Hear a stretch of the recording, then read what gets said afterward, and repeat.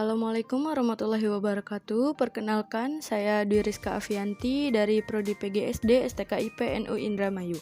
Di sini saya akan memaparkan laporan pengenalan lapangan persekolahan atau PLP1 yang bertempat di UPTD SD Negeri 2 Benda, yang mana diampu oleh Bapak Dede Hadiansyah MPD.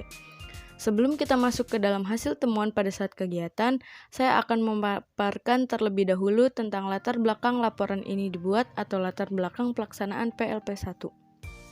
Pengenalan lapangan persekolahan atau PLP1 merupakan salah satu mata kuliah wajib yang bertujuan untuk melatih mahasiswa dalam menetapkan pengetahuan dan kemampuan yang dimilikinya dalam suatu proses pembelajaran secara teoritis sesuai bidang studinya masing-masing, sehingga mahasiswa mendapatkan pengalaman secara langsung berdasarkan faktual di lapangan yang dapat digunakan sebagai dasar untuk tanggung jawabnya dalam dunia pendidikan. PLP merupakan sarana pembelajaran yang akan menghantarkan mahasiswa sarjana pendidikan dalam mengenal, melakukan pengamatan, mempelajari, menganalisis aspek-aspek yang berkenan dalam dunia pendidikan seperti perencanaan pembelajaran, proses kegiatan pembelajaran, pengelolaan pembelajaran, pengembangan perangkat pembelajaran, melakukan penilaian hasil belajar, administrasi pendidikan, berinteraksi dengan tenaga pendidik dan kependidikan, serta peserta didik dalam suatu lembaga pendidikan. PLP bertujuan agar mahasiswa dapat memahami kinerja lembaga kependidikan dan mengembangkan potensi yang dimilikinya untuk terjun ke dalam kehidupan masyarakat yang sebenarnya, khususnya masyarakat sekolah. Kegiatan PLP sendiri merupakan salah satu bentuk atau perwujudan pendidikan dengan memberikan pengalaman belajar yang berhubungan dengan masyarakat, khususnya dalam dunia pendidikan, sehingga dapat menganalisis atau mengidentifikasi suatu permasalahan yang terjadi dalam dunia pendidikan serta penanganan atau cara mengatasi permasalahan tersebut. Dengan adanya kegiatan ini, diharapkan mahasiswa mampu menyampaikan sikap dan solusi dalam menanggapi isu-isu yang terjadi, mengembangkan ide dan pemikiran yang kritis dan bijak, serta mampu membuat atau menghasilkan ide-ide cemerlang, kreatif, inovatif, dan ikut andil secara aktif dalam upaya memajukan suatu bangsa dan negara. Selanjutnya, kita akan mengenal sedikit tentang UPTD SD Negeri 2 Benda. UPTD SD Negeri 2 Benda merupakan salah satu satuan pendidikan dengan jenjang sekolah dasar di Desa Benda yang beralamat di Jalan Tegalagung nomor 12 Desa Benda, Kecamatan Karangampel, Kabupaten Indramayu. Jarak sekolah dengan pusat kota atau kantor Dikbud kurang lebih 24 km. Pelaksanaan observasi di UPTD SD Negeri 2 Benda dimulai dari tanggal 14 Maret 2023 sampai dengan 6 Mei 2023. Terdapat 7 pembahasan dalam instrumen observasi. Yang pertama, dari kultur sekolah. Yang kedua, struktur organisasi dan tata kerja atau SOTK. Yang ketiga, pengelolaan pendidikan. Yang keempat, peraturan dan tata tertib sekolah. Yang kelima, kegiatan-kegiatan seremonial sekolah. Yang keenam, ada intrakurikuler dan ekstrakurikuler.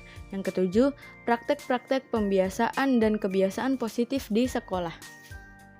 Lembar pengamatan yang pertama ada lembar pengamatan kultur sekolah. Di sini tidak terdapat temuan karena dari beberapa aspek pengamatan yang dilakukan kurang lebih keterlaksanaannya cukup baik dan tidak ada kendala. Seperti yang kita bisa lihat, kegiatan 3S Senyum Sapa Salam warga sekolah selama di sekolah itu cukup baik, mulai dari pendidik, tenaga pendidik, sampai dengan siswanya cukup baik. Selanjutnya, pada lembar pengamatan struktur organisasi dan tata kerja atau SOTK didapatkan 2 temuan. Yang pertama dari sarana dan yang kedua dari prasarana. Kita yang pertama dulu dari sarana. Peralatan pendidikan baik di kelas kurang diperhatikan kelayakan pakainya dan masih kekurangan peralatan pendidikan. Yang kedua dari prasarana yang tidak memiliki ruang kepala sekolah dan ruang tata usaha, yang mana ruang kepala sekolah dan ruang tata usaha digabung dengan ruang guru atau ruang pendidik. Selanjutnya, dari prasarana ini yang tidak memiliki kantin, hanya ada penjual yang berjualan di depan pagar gerbang sekolah. Ini jika sewaktu-waktu dapat mengganggu jalan masuk dan keluar sekolah. Yang keempat, ada dari prasarana lapangan olahraga yang Memang lapangan ada, akan tetapi lapangan olahraga tersebut terletak di depan setelah gerbang masuk. Lapangan olahraga sebagian sudah terlapisi oleh batako, sebagian masih hanya tanah saja. Daerah resapan air di lapangan juga kurang bagus, apalagi jika setelah hujan yang mana menyebabkan banjir. Kemudian dari prasarana UKS, ruang dulunya ada, akan tetapi karena termakan waktu, ruang UKS dindingnya sudah lumayan retak dan plafon atapnya banyak yang rusak, jadi tidak layak pakai atau tidak bisa digunakan. Yang terakhir, prasarananya tidak memiliki ruang laboratorium karena anggaran kurang mencukupi. Alternatif pemecahan masalah dari temuan tersebut yang pertama, melakukan perbaikan dan pemeliharaan rutin terhadap fasilitas yang rusak. Yang kedua, prasarana tidak memiliki ruang kepala sekolah dan ruang tata usaha. Untuk ruang kepala sekolah, karena keterbatasan gedung, bisa dengan membuat sekat di dalam ruang pendidik sebagai pemisah antara ruang pendidik dengan ruang kepala sekolah. Begitu juga untuk ruang tata usaha, bisa dengan membuat sekat di dalam ruang pendidik sebagai pemisah antara ruang pendidik dengan ruang tata usaha jika memungkinkan untuk ada ruang tata usaha sendiri. Yang kemudian, prasarana tidak memiliki kantin. Untuk kantin, sebaiknya memanfaatkan sedikit lahan yang tersisa di sekolah supaya peserta didik dapat terpantau dan kondusif berada di lingkungan dalam sekolah, jadi tidak perlu keluar sekolah untuk membeli jajanan. Untuk penjual yang ada di depan sekolah, sebaiknya diatur untuk tidak berjualan di dekat gerbang sekolah karena supaya tidak mengganggu aktivitas dan jalan masuk ke dalam sekolah melewati gerbang. Prasarana lapangan olahraga sebagian sudah terlapisi batako, yang sebagian masih hanya tanah saja.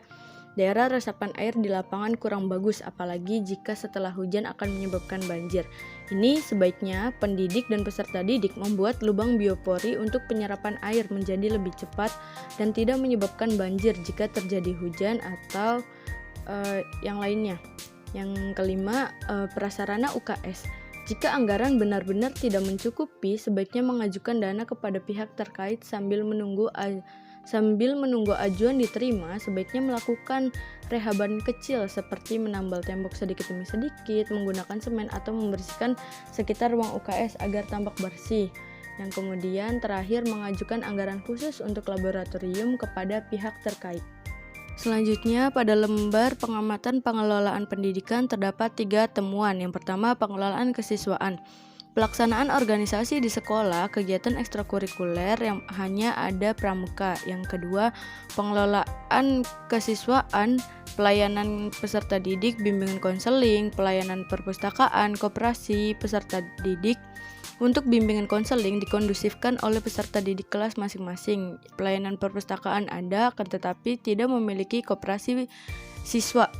Yang ketiga, pengelolaan hubungan masyarakat dan sekolah. Sistem penyampaian informasi dari sekolah ke masyarakat, papan pengumuman majalah, dinding brosur, dan informasi digital masih menggunakan speaker musola, yang mana musola itu sendiri berada di samping sekolah dan milik dan dikelola oleh sekolah dengan masyarakat.